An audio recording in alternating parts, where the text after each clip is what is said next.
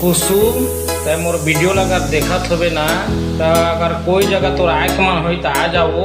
लइका मन हाथ मत बना जियत जियत रे, लइका मन के बिगड़ जाही कुसुम। तय प्यार करत होबे, मैं नहीं करो। मोला कोई मतलब नहीं तोर से, समझ में आई। बार बार मोर पूछथच बोलथच, कोई जरूरत नहीं। मैं जेकर सन हूँ ओकर सन बहुत खुश हूँ।